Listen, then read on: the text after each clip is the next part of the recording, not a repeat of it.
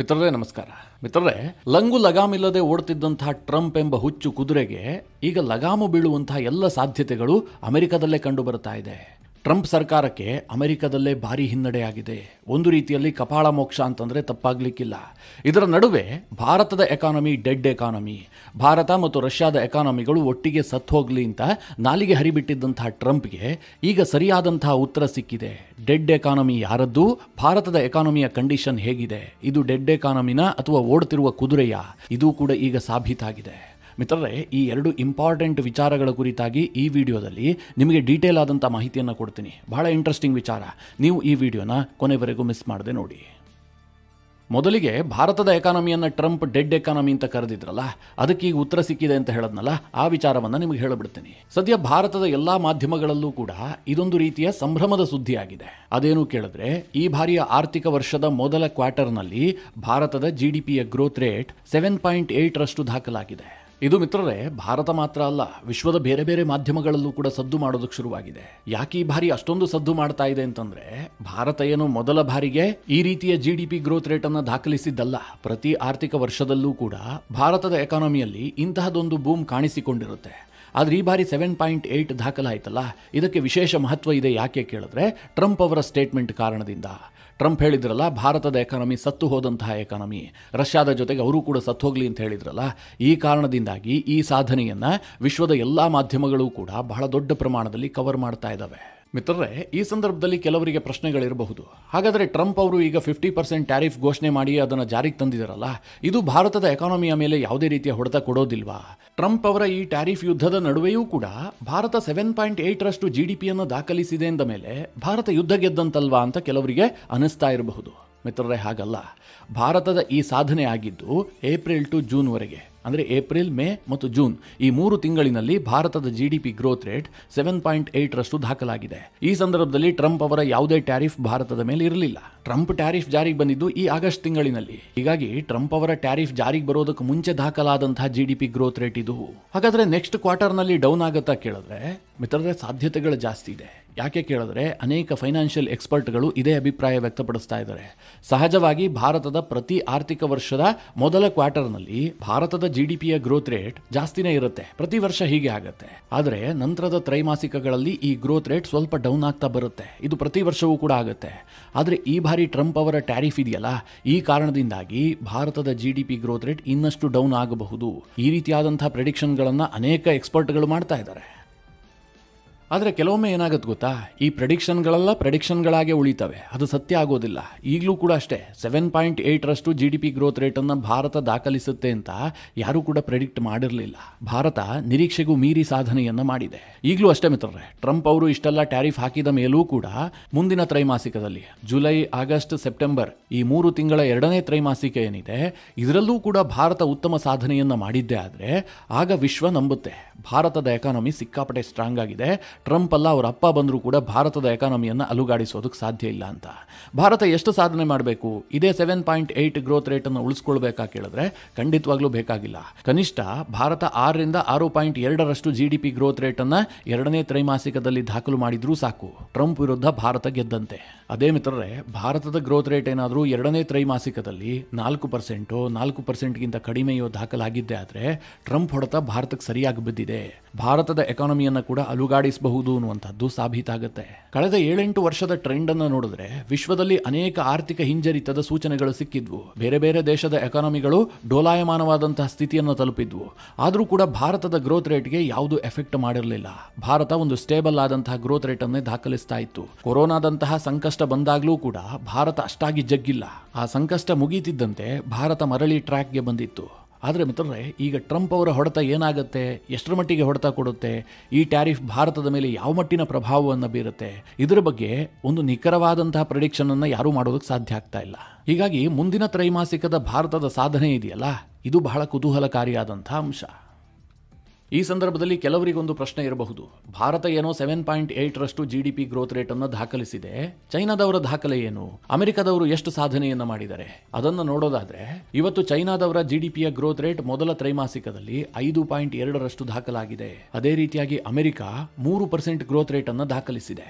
ಇದನ್ನು ಹೇಳದಂತಹ ಸಂದರ್ಭದಲ್ಲಿ ನಿಮಗೇನನ್ಸುತ್ತೆ, ಅಮೆರಿಕದ ಸಾಧನೆ ಬಹಳ ಕಳಪೆಯಾಗಿದೆ, ಚೀನಾ ಕೂಡ ಅಂತಹ ದೊಡ್ಡ ಸಾಧನೆಯನ್ನ ಮಾಡಿಲ್ಲ ಅಂತ. ಆದರೆ ಮಿತ್ರರೇ, ಹಾಗೆ ಹೇಳೋದಕ್ಕೆ ಸಾಧ್ಯ ಇಲ್ಲ. ಅಮೆರಿಕದ್ದು ಕೂಡ ಬಹಳ ದೊಡ್ಡ ಸಾಧನೆಯೇ.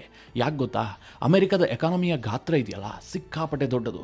ನೀವು ಭಾರತದ ಎಕಾನಮಿಗೆ ಅಮೆರಿಕದ ಎಕಾನಮಿಯನ್ನು ಕಂಪೇರ್ ಮಾಡೋದಕ್ಕೆ ಸಾಧ್ಯ ಇಲ್ಲ. ಇದನ್ನು ನಿಮಗೆ ಈಸಿಯಾಗಿ ಅರ್ಥ ಮಾಡಿಸ್ಬೇಕು ಅಂತಂದರೆ, ಈಗ ನಿಮ್ಮ ಬಳಿಯಲ್ಲಿ 10,000 ರೂಪಾಯಿ ಇದೆ ಅಂತ ಅಂದುಕೊಳ್ಳಿ. ನೀವು ಅದನ್ನು ಇನ್ವೆಸ್ಟ್ ಮಾಡಿರ್ತೀರಿ, ನಿಮಗೆ 10% ರಿಟರ್ನ್ ಸಿಗುತ್ತೆ. ಆಗ ನಿಮ್ಮ ದುಡ್ಡು ಎಷ್ಟಾಗುತ್ತೆ? 11,000 ಆಗುತ್ತಷ್ಟೇ. ಅಂದ್ರೆ ನಿಮಗೆ ಸಿಗುವಂತಹ ರಿಟರ್ನ್ಸ್ ಪ್ರಮಾಣ 1,000 ಮಾತ್ರ ಆಗಿರುತ್ತೆ. ಅದೇ ನಿಮ್ಮ ಸ್ನೇಹಿತ 10 ಲಕ್ಷ ಹೂಡಿಕೆ ಮಾಡಿದ್ದ ಅಂತ ಅಂದುಕೊಳ್ಳಿ, ಆತನಿಗೆ ಕೇವಲ 3% ರಿಟರ್ನ್ ಸಿಕ್ತು ಅಂತ ಭಾವಿಸಿ. ಆದ್ರೆ ಆತನಿಗೆ ಸಿಗುವಂತಹ ಒಟ್ಟು ಅಮೌಂಟ್ ಎಷ್ಟಾಗಿರುತ್ತೆ? 30,000 ಆಗಿರುತ್ತೆ. ನೀವಿಲ್ಲಿ ಪರ್ಸೆಂಟೇಜ್ ಅನ್ನ ಮಾತ್ರ ಲೆಕ್ಕ ಹಾಕದಂತಹ ಸಂದರ್ಭದಲ್ಲಿ ನಿಮಗೆ ಜಾಸ್ತಿ ಸಿಕ್ಕದಂತೆ ಅನಿಸುತ್ತೆ, ಯಾಕಂದ್ರೆ ನಿಮಗೆ 10% ಸಿಕ್ಕಿರುತ್ತಲ್ವಾ. ನಿಮ್ಮ ಸ್ನೇಹಿತನಿಗೆ 3% ಸಿಕ್ಕರೂ ಕೂಡ ಒಟ್ಟಾರೆಯಾಗಿ ಸಿಗುವಂತಹ ಅಮೌಂಟ್ ಏನಿದೆ ಅದು ಜಾಸ್ತಿ ಆಗಿರುತ್ತೆ. ಈಗ ಅಮೆರಿಕದ ವಿಚಾರದಲ್ಲೂ ಕೂಡ ಹಾಗೆ. ಅಮೆರಿಕದ್ದು ಸರಿಸುಮಾರು 30 ರಿಂದ 31 ಟ್ರಿಲಿಯನ್ ಡಾಲರ್ ಎಕಾನಮಿ. ಅಂತಹ ಎಕಾನಮಿ 3% ಗ್ರೋತ್ ರೇಟ್ ಅನ್ನು ದಾಖಲಿಸಿದೆ ಅಂತಂದ್ರೆ ಅದು ಬಹಳ ದೊಡ್ಡ ಅಮೌಂಟ್ ಆಗುತ್ತೆ. ಈಗ ಚೀನಾ ವಿಚಾರದಲ್ಲೂ ಹಾಗೆ ಆಗುತ್ತೆ. ಚೀನಾದ್ದು 19 ಟ್ರಿಲಿಯನ್ ಡಾಲರ್ ಎಕಾನಮಿ, ಅವರು 5.2% ಗ್ರೋತ್ ರೇಟ್ ಅನ್ನು ದಾಖಲಿಸಿದ್ರೂ ಕೂಡ ಅದು ಒಂದು ಬಿಗ್ ನಂಬರ್ ಆಗುತ್ತೆ. ಒಟ್ನಲ್ಲಿ ಮಿತ್ರರೇ, ಭಾರತ ಮೊದಲ ತ್ರೈಮಾಸಿಕದಲ್ಲಿ ಉತ್ತಮ GDP ಗ್ರೋತ್ ರೇಟ್ ಅನ್ನೇ ದಾಖಲಿಸಿದೆ. ಟ್ರಂಪ್ ಟ್ಯಾರಿಫ್ ನಡುವೆಯೂ ಕೂಡ ಎರಡನೇ ತ್ರೈಮಾಸಿಕದಲ್ಲಿ ಇದೇ ಸಾಧನೆಯನ್ನು ಭಾರತ ಮುಂದುವರಿಸಿದ್ದೇ ಆದರೆ ಈ ಯುದ್ಧದಲ್ಲಿ ಭಾರತ ಗೆದ್ದಂತಾಗತ್ತೆ. ಆ ಸಂದರ್ಭದಲ್ಲಿ ನಿಮಗೆ ತಿಳಿಸಿಕೊಡುವಂತಹ ಪ್ರಯತ್ನ ಮಾಡ್ತೀನಿ. ಇನ್ನು ಮಿತ್ರರೇ, ಟ್ರಂಪ್ಗೆ ಒಂದು ಬಹಳ ದೊಡ್ಡ ಕಪಾಳ ಮೋಕ್ಷ ಆಗಿದೆ. ನಾನು ಹಾಕಿದ್ದೆ ಟ್ಯಾರಿಫ್, ನಾನು ಯಾವ ದೇಶದ ಮೇಲೆ ಎಷ್ಟು ಬೇಕಾದರೂ ಟ್ಯಾರಿಫ್ ಹಾಕ್ತೀನಿ, ಅದೇ ಶಾಸನ ಆಗುತ್ತೆ. ಈ ರೀತಿಯಾಗಿ ಒಂದು ಹುಚ್ಚು ಕುದುರೆಯಂತೆ ಓಡ್ತಾ ಇದ್ದಂತಹ ಟ್ರಂಪ್ಗೆ ಅಮೆರಿಕದ ಕೋರ್ಟ್ ಈಗ ಲಗಾಮು ಹಾಕಿದೆ. ಮಿತ್ರರೇ, ಟ್ರಂಪ್ ಅವರ ಈ ಟ್ಯಾರಿಫ್ ಬಗ್ಗೆ ಹೇಳ್ತಾ ಇರುವಂತಹ ಸಂದರ್ಭದಲ್ಲಿ ಹಿಂದೆ ಕೆಲವರು ಕಮೆಂಟ್ ಹಾಕಿದ್ರು, ಕೆಲವರು ಪ್ರಶ್ನೆ ಕೇಳಿದ್ರು.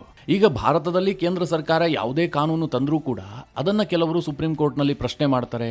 ಕೆಲವೊಂದು ಸಂದರ್ಭದಲ್ಲಿ ಸುಪ್ರೀಂ ಕೋರ್ಟ್ ಅದಕ್ಕೆ ತಡೆ ಕೊಡುವ ಕೆಲಸವನ್ನ ಕೂಡ ಮಾಡುತ್ತೆ. ಈಗ ಅಮೆರಿಕದಲ್ಲಿ ಟ್ರಂಪ್ ಈ ರೀತಿಯ ಟ್ಯಾರಿಫ್ ನೀತಿಗಳನ್ನು ಜಾರಿಗೆ ತರ್ತಾ ಇದ್ದಾರಲ್ಲ, ಇದು ಒಂದು ಹಂತದಲ್ಲಿ ಅಮೆರಿಕನ್ನರಿಗೂ ಕೂಡ ಸಮಸ್ಯೆಯಾಗಿ ಕಾಡ್ತಾ ಇದೆ. ಹಾಗಾದ್ರೆ ಅಮೆರಿಕನ್ನರು ಇದನ್ನ ಪ್ರಶ್ನೆ ಮಾಡ್ತಾ ಇಲ್ವಾ? ಅಥವಾ ಅಮೆರಿಕದ ಕೋರ್ಟ್ಗೆ ಇದಕ್ಕೆ ತಡೆ ಕೊಡೋದಕ್ಕೆ ಸಾಧ್ಯ ಇಲ್ವಾ? ಅವರಿಗೆ ಅಧಿಕಾರ ಇಲ್ವಾ? ಹೀಗೆಲ್ಲ ಕೆಲವರು ಪ್ರಶ್ನೆ ಕೇಳಿದ್ರು. ಮಿತ್ರರೇ, ಆ ಸಂದರ್ಭದಲ್ಲೂ ಕೂಡ ನಾನು ಉತ್ತರ ಕೊಟ್ಟಿದ್ದೆ. ಈಗ ಮತ್ತೊಮ್ಮೆ ಉತ್ತರ ಕೊಡುವಂತಹ ಸನ್ನಿವೇಶ ನಿರ್ಮಾಣ ಆಗಿದೆ. ಅದು ಯಾಕೆ ಕೇಳಿದ್ರೆ, ಅಮೆರಿಕದ ಒಂದು ಕೋರ್ಟ್ ಟ್ರಂಪ್ಗೆ ತಪರಾಕಿ ಹಾಕಿದೆ. ಈ ಹಿಂದೆಯೇ ಟ್ರಂಪ್ ಅವರ ಟ್ಯಾರಿಫ್ ನೀತಿಯ ವಿರುದ್ಧ ಅಮೆರಿಕದ ಟ್ರೇಡ್ ಅಂಡ್ ಕಾಮರ್ಸ್ಗೆ ಸಂಬಂಧಪಟ್ಟಂತಹ ಒಂದು ಕೋರ್ಟ್ ಟ್ರಂಪ್ ಮುಖಕ್ಕೆ ಮಂಗಳಾರತಿಯನ್ನ ಎತ್ತಿತ್ತು. ಟ್ರಂಪ್ ಜಾರಿಗೆ ತರ್ತಾ ಇರುವಂತಹ ಪ್ರತಿ ಟ್ಯಾರಿಫ್ ನೀತಿಯೂ ಕೂಡ ಅಸಂವಿಧಾನಿಕವಾಗಿದೆ, ಅಮೆರಿಕದ ಸಂವಿಧಾನಕ್ಕೆ ಇದು ವಿರುದ್ಧವಾಗಿದೆ ಅಂತೇಳಿ ಅಮೆರಿಕದ ಟ್ರೇಡ್ ಅಂಡ್ ಕಾಮರ್ಸ್ಗೆ ಸಂಬಂಧಪಟ್ಟಂತಹ ಕೋರ್ಟ್ ಈ ಹಿಂದೆ ತೀರ್ಪು ಕೊಟ್ಟಿತ್ತು. ಆ ಸಂದರ್ಭದಲ್ಲೇ ಟ್ರಂಪ್ಗೆ ಈ ತೀರ್ಪನ್ನು ಒಪ್ಪಿಕೊಳ್ಳೋದಕ್ಕೆ ಸಾಧ್ಯ ಆಗಿರಲಿಲ್ಲ. ಟ್ರಂಪ್ಗೆ ಮುಖಭಂಗ ಆಗ್ತಿದ್ದಂತೆ ಟ್ರಂಪ್ ಕೋರ್ಟ್ಗೆ ಬೆದರಿಕೆ ಹಾಕಿದ್ರು. ಒಂದು ವೇಳೆ ಕೋರ್ಟ್ ಏನಾದರೂ ಟ್ಯಾರಿಫ್ ನೀತಿಯ ವಿರುದ್ಧವಾಗಿ ತೀರ್ಪನ್ನು ಕೊಟ್ಟಿದ್ದೆ ಆದರೆ, ಅಥವಾ ಇದಕ್ಕೆ ತಡೆ ಕೊಡುವಂತಹ ಪ್ರಯತ್ನಕ್ಕೆ ಕೈ ಹಾಕಿದ್ದೆ ಆದರೆ ಅಮೆರಿಕ ಬಹಳ ದೊಡ್ಡ ಆರ್ಥಿಕ ಸಂಕಷ್ಟವನ್ನು ಎದುರಿಸುತ್ತೆ. 1929ರ ಗ್ರೇಟ್ ರಿಸೆಷನ್ ನಂತಹ ಸನ್ನಿವೇಶ ನಿರ್ಮಾಣ ಆದರೂ ಕೂಡ ಆಶ್ಚರ್ಯ ಇಲ್ಲ. ಹೀಗಾಗಿ ಕೋರ್ಟ್ ಇದನ್ನೆಲ್ಲ ಪರಿಗಣಿಸಿಯೇ ತೀರ್ಪು ಕೊಡಬೇಕು ಅಂತೇಳಿ ಟ್ರಂಪ್ ಕೋರ್ಟ್ಗೆ ಧಮಕಿ ಹಾಕಿದ್ರು. ಆದರೆ ಅಮೆರಿಕದ trade and commerce court already ತೀರ್ಪನ್ನು ಕೊಟ್ಟ ಕಾರಣದಿಂದಾಗಿ ಇದನ್ನ ಟ್ರಂಪ್ ಸರ್ಕಾರ ಅನಿವಾರ್ಯವಾಗಿ ಫೆಡರಲ್ ಕೋರ್ಟ್ನಲ್ಲಿ ಚಾಲೆಂಜ್ ಮಾಡಲೇಬೇಕಾಗಿತ್ತು. ಹೀಗೆ ಫೆಡರಲ್ ಕೋರ್ಟ್ ಮೆಟ್ಟಿಲೇರಿದ್ದಂತಹ ಟ್ರಂಪ್ ಸರ್ಕಾರ ತನ್ನ ಟ್ಯಾರಿಫ್ ನೀತಿಯನ್ನು ಬಲವಾಗಿ ಸಮರ್ಥಿಸಿಕೊಂಡಿತ್ತು. ಆದರೆ ಅಮೆರಿಕದ ಫೆಡರಲ್ ಕೋರ್ಟ್ ಟ್ರಂಪ್ ವಾದಕ್ಕೆ ಮನ್ನಣೆಯನ್ನ ಕೊಟ್ಟಿಲ್ಲ. ನಿಮ್ಮ ನೀತಿ ಸರಿ ಇಲ್ಲ, ಈ ರೀತಿಯಾದಂತಹ ಟ್ಯಾರಿಫ್ ನೀತಿಯನ್ನ ಜಾರಿಗೆ ತರೋದಕ್ಕೆ ನಿಮಗೆ ಅಧಿಕಾರವೇ ಇಲ್ಲ ಅಂತ ತೀರ್ಪು ಕೊಟ್ಟಿದೆ. ಮಿತ್ರರೇ, ಇದು ಟ್ರಂಪ್ ಅವರ ಟ್ಯಾರಿಫ್ ನೀತಿಗೆ ಬಹಳ ದೊಡ್ಡ ಹಿನ್ನಡೆ. ಹಾಗಾದ್ರೆ ಟ್ರಂಪ್ ತಕ್ಷಣಕ್ಕೆ ಟ್ಯಾರಿಫ್ ವಾಪಸ್ ತೆಗೆದುಕೊಳ್ತಾರ ಕೇಳಿದ್ರೆ ಖಂಡಿತವಾಗ್ಲೂ ಇಲ್ಲ. ಟ್ರಂಪ್ಗೆ ಇನ್ನೊಂದು ಆಪ್ಷನ್ ಇದೆ. ಈ ಫೆಡರಲ್ ಕೋರ್ಟ್ನ ತೀರ್ಪನ್ನ ಪ್ರಶ್ನಿಸಿ ಮೇಲ್ಮನವಿಯನ್ನ ಸಲ್ಲಿಸೋದಕ್ಕೆ ಒಂದು ಅವಕಾಶ ಇದೆ. ಒಂದು ವೇಳೆ ಅಮೆರಿಕದ ಸುಪ್ರೀಂ ಕೋರ್ಟ್ ಏನಾದ್ರೂ ಇದನ್ನು ತಳ್ಳಿ ಹಾಕಿ ಕೆಳಹಂತದ ನ್ಯಾಯಾಲಯ ಕೊಟ್ಟಂತಹ ತೀರ್ಪನ್ನೇ ಎತ್ತಿ ಹಿಡಿದಿದ್ದೆ ಆದ್ರೆ ಟ್ರಂಪ್ ಸರ್ಕಾರಕ್ಕೆ ಭಾರಿ ಮುಖಭಂಗ ಆಗತ್ತೆ. ಟ್ರಂಪ್ ಅವರ ಎಲ್ಲಾ ಟ್ಯಾರಿಫ್ಗಳು ಕೂಡ ರದ್ದಾಗತ್ತೆ. ಅಮೆರಿಕದ ಕೋರ್ಟ್ ಈ ರೀತಿಯಾಗಿ ತೀರ್ಪು ಕೊಟ್ಟಿದೆ ಅಂತ ಹೇಳಿದಂತಹ ಸಂದರ್ಭದಲ್ಲಿ ನಿಮಗೊಂದು ಪ್ರಶ್ನೆ ಬರಬಹುದು. ಟ್ರಂಪ್ ಏನು ಈಗ ಟ್ಯಾರಿಫ್ ಹಾಕ್ತಾ ಇದಾರಲ್ಲ, ಇದರಿಂದ ಅಮೆರಿಕ ಸರ್ಕಾರಕ್ಕೆ ಲಾಭ ಆಗುತ್ತಲ್ವಾ? ಅಮೆರಿಕದ ಸರ್ಕಾರಕ್ಕೆ ಲಾಭ ಆಗುತ್ತೆ ಅಂತಂದ್ರೆ ಅಮೆರಿಕಾಗೆ ಲಾಭ ಆದ ಹಾಗೆ ಕೋರ್ಟ್ ಯಾಕೆ ಈ ರೀತಿಯಾದಂತಹ ತೀರ್ಪನ್ನು ಕೊಡಬೇಕು ಅಂತ. ಈ ಟ್ರಂಪ್ ಅವರ ಟ್ಯಾರಿಫ್ ನೀತಿ ಇದೆಯಲ್ಲ, ಇದು ಎರಡು ಅಲಗಿನ ಕತ್ತಿ. ಅದು ಹೇಗೆ ಆದ್ರೂ ಕೂಡ ಅಮೆರಿಕನ್ನರಿಗೆ ಹೊಡೆತ ಕೊಡುವಂತಹದ್ದು. ಟ್ರಂಪ್ ಅಧಿಕಾರಕ್ಕೆ ಬರುವಂತಹ ಸಂದರ್ಭದಲ್ಲಿ ಅಮೆರಿಕನ್ನರಿಗೆ ಕೊಟ್ಟಂತಹ ಭರವಸೆ ಏನು? ನಾನೇನಾದ್ರೂ ಅಧಿಕಾರಕ್ಕೆ ಬಂದಿದ್ದೆ ಆದ್ರೆ ಅಮೆರಿಕನ್ನರು ವಿಪರೀತವಾಗಿ ಟ್ಯಾಕ್ಸ್ ಕಟ್ತಾ ಇದ್ರಲ್ಲ, ಇದನ್ನ ಕಡಿಮೆ ಮಾಡ್ತೀನಿ ಹೀಗಂತ ಟ್ರಂಪ್ ಒಂದು ಭರವಸೆ ಕೊಟ್ಟಿದ್ರು. ಯಾವಾಗ ಟ್ಯಾಕ್ಸ್ ಅನ್ನ ಕಡಿಮೆ ಮಾಡ್ತಾರೋ ತಕ್ಷಣಕ್ಕೆ ಏನಾಗುತ್ತೆ? ಸರ್ಕಾರಕ್ಕೆ ಆದಾಯ ಕೊರತೆ ಆಗುತ್ತೆ. ಆ ಆದಾಯವನ್ನ ಸರ್ಕಾರ ಬೇರೆ ಯಾವುದೋ ಮೂಲದಿಂದ ಮಾಡ್ಕೊಳ್ಳೇಬೇಕು. ಈಗ ಸ್ವತಂತ್ರ ದಿನಾಚರಣೆಯ ಭಾಷಣದಲ್ಲಿ ನರೇಂದ್ರ ಮೋದಿ ಅವರು ಒಂದು ಘೋಷಣೆ ಮಾಡಿದ್ದಾರೆ. ದೀಪಾವಳಿ ಸಂದರ್ಭದಲ್ಲಿ ನಾವು GST ಸ್ಲ್ಯಾಬ್ ನಲ್ಲಿ ವ್ಯತ್ಯಾಸ ಮಾಡ್ತೀವಿ ಅಂತ. ಅಂದ್ರೆ ಒಂದು ಸ್ಲ್ಯಾಬ್ ಅನ್ನ ತೆಗೆದು ಹಾಕಬಹುದು. ಆಗೇನಾಗುತ್ತೆ? GST ಕಲೆಕ್ಷನ್ ನಲ್ಲಿ ಸ್ವಲ್ಪ ಕಡಿಮೆ ಆಗುತ್ತೆ, ಸರ್ಕಾರಕ್ಕೆ ಆದಾಯವೂ ಕಡಿಮೆ ಆಗುತ್ತಲ್ಲ. ಆಗ ಸರ್ಕಾರ ಏನ್ ಮಾಡುತ್ತೆ ಗೊತ್ತಾ? ಇನ್ಯಾವುದೋ ಮೂಲದಿಂದ ಆ ಆದಾಯವನ್ನ ಭರಿಸಿಕೊಳ್ಳೋದಕ್ಕೆ ಯತ್ನ ಮಾಡುತ್ತೆ. ಟ್ರಂಪ್ ಮಾಡೋದಕ್ಕೆ ಹೊರಟಿದ್ದು ಕೂಡ ಇದನ್ನೇ. ನಾನು ಟ್ಯಾಕ್ಸ್ ಕಡಿಮೆ ಮಾಡ್ತೀನಿ, ಇದರಿಂದ ಸರ್ಕಾರಕ್ಕೆ ಏನು ಆದಾಯ ಕಡಿಮೆ ಆಗುತ್ತೋ ಅದನ್ನು ನಾನು ಟ್ಯಾರಿಫ್ ಮೂಲಕವಾಗಿ ಸಂಗ್ರಹ ಮಾಡ್ತೀನಿ ಅಂತ ಟ್ರಂಪ್ ಹೊರಟರು. ಆದ್ರೆ ಅಮೆರಿಕದಲ್ಲಿ ಟ್ಯಾಕ್ಸ್ ಕಟ್ತಾ ಇದ್ದಂತಹ ಮಂದಿ ಶ್ರೀಮಂತ ವರ್ಗದವರು ಇರ್ತಾರೆ ಅಥವಾ ಮಧ್ಯಮ ವರ್ಗದವರು ಇರ್ತಾರೆ. ತೀರಾ ಆದಾಯ ಕಡಿಮೆ ಇದ್ದಂಥವರು ಟ್ಯಾಕ್ಸ್ ಕಟ್ತಾ ಇರೋದಿಲ್ಲ, ಕಟ್ಟಿದ್ರೂ ಬಹಳ ಕಡಿಮೆ ಕಟ್ತಾ ಇರ್ತಾರೆ. ಅದೇ ಟ್ಯಾರಿಫ್ ಅನ್ನು ವಿಧಿಸಿದಂತಹ ಸಂದರ್ಭದಲ್ಲಿ ಏನಾಗುತ್ತೆ ಗೊತ್ತಾ? ಈಗ ಅತ್ಯಂತ ಕಡು ಬಡವ ಒಂದು ವಸ್ತುವನ್ನ ಕೊಳ್ಳಬೇಕಾದಂತಹ ಸಂದರ್ಭದಲ್ಲೂ ಆ ವಸ್ತುವಿಗೆ ಅಷ್ಟೇ ಟ್ಯಾರಿಫ್ ಅನ್ನು ಪೇ ಮಾಡಬೇಕಾಗುತ್ತೆ. ಒಬ್ಬ ಶ್ರೀಮಂತ ಆ ವಸ್ತುವನ್ನ ಕೊಳ್ಳುವಂತಹ ಸಂದರ್ಭದಲ್ಲೂ ಕೂಡ ಅಷ್ಟೇ ಟ್ಯಾರಿಫ್ ಅನ್ನು ಪೇ ಮಾಡ್ತಾನೆ. ಈ ಬಡವರು ಮತ್ತು ಬಡ ಮಧ್ಯಮ ವರ್ಗದವರಿಗೆ ಇದು ದೊಡ್ಡ ಪ್ರಮಾಣದಲ್ಲಿ ಹೊಡೆತ ಕೊಡುತ್ತೆ. ಹೀಗಾಗಿ ಟ್ಯಾರಿಫ್ ಇದೆಯಲ್ಲ, ಇದು ಕೇವಲ ಯಾವುದೋ ಒಂದು ದೇಶಕ್ಕೆ ನಷ್ಟ ಮಾಡೋದಲ್ಲ. ಯಾವ ದೇಶ ಅದನ್ನು ವಿಧಿಸುತ್ತೋ ಆ ದೇಶಕ್ಕೂ ಕೂಡ ನಷ್ಟ ಮಾಡುವಂತಹ ಸಾಧ್ಯತೆಗಳಿದೆ. ಈ ಟ್ಯಾರಿಫ್ ಅಸ್ತ್ರವನ್ನ ವೈಜ್ಞಾನಿಕವಾಗಿ ಪ್ರಯೋಗ ಮಾಡಿದ್ರೆ ಇದು ದೇಶಕ್ಕೆ ವರವಾಗತ್ತೆ, ಇಲ್ಲದೆ ಹೋದ್ರೆ ಶಾಪವಾಗಿ ಪರಿಣಮಿಸುತ್ತೆ. ಆದರೆ ಟ್ರಂಪ್ ಈ ಟ್ಯಾರಿಫ್ ಎಂಬ ಅಸ್ತ್ರವನ್ನ ಹುಚ್ಚನ ರೀತಿ ಪ್ರಯೋಗ ಮಾಡ್ತಾ ಇದ್ದಾರೆ. ಹೀಗಾಗಿ ಅಮೆರಿಕದಲ್ಲಿ ಇದನ್ನು ಕೋರ್ಟ್ನಲ್ಲಿ ಪ್ರಶ್ನಿಸಲಾಗಿತ್ತು. ಈಗ ಕೋರ್ಟ್ ಟ್ರಂಪ್ ಸರ್ಕಾರಕ್ಕೆ ತಪರಾಕಿ ಹಾಕಿದೆ. ಮಿತ್ರರೇ, ಈಗ ಉನ್ನತ ಮಟ್ಟದ ಕೋರ್ಟ್ ಏನ್ ತೀರ್ಪು ಕೊಡುತ್ತೆ ಅನ್ನೋದ್ರ ಮೇಲೆ ಟ್ರಂಪ್ ಅವರ ಟ್ಯಾರಿಫ್ನ ಭವಿಷ್ಯ ನಿರ್ಧಾರ ಆಗತ್ತೆ. ಈಗಾಗಲೇ 2 ಕೋರ್ಟ್ನಲ್ಲೂ ಕೂಡ ಟ್ರಂಪ್ಗೆ ಹಿನ್ನಡೆ ಆಗಿರೋದ್ರಿಂದ ಮೇಲ್ಮಟ್ಟದ ಕೋರ್ಟ್ ಕೂಡ ಇದನ್ನ ಆಧರಿಸಿಯೇ ತೀರ್ಪು ಕೊಡುವಂತ ಸಾಧ್ಯತೆಗಳು ಕೂಡ ಇರುತ್ತೆ. ನೋಡೋಣ ಮುಂದೇನಾಗುತ್ತೆ ಅಂತ. ಈ ಎಲ್ಲ ವಿಚಾರಗಳ ಕುರಿತಾಗಿ ನಿಮ್ಮ ಅನಿಸಿಕೆ ಅಭಿಪ್ರಾಯಗಳೇನು? ಕಮೆಂಟ್ ಮಾಡುವ ಮೂಲಕ ನಮಗೆ ತಿಳಿಸಿ. ಹಾಗೆ ನಿಮಗೆ ಈ ವಿಡಿಯೋ ಇಷ್ಟವಾದರೆ ಲೈಕ್ ಮಾಡಿ. ಜೊತೆಗೆ ನೀವಿನ್ನೂ ನಿಮ್ಮ ನೆಚ್ಚಿನ ಸಂಸ್ಕಾರ ಸೌರಭ ಯೂಟ್ಯೂಬ್ ಚಾನಲ್ನ ಸಬ್ಸ್ಕ್ರೈಬ್ ಮಾಡಿಲ್ಲ ಅಂತಾದರೆ ಈ ಕೂಡಲೇ ಸಬ್ಸ್ಕ್ರೈಬ್ ಮಾಡಿ. ಮುಂದಿನ ಎಲ್ಲ ಅಪ್ಡೇಟ್ಗಳ ನೋಟಿಫಿಕೇಷನ್ಗಾಗಿ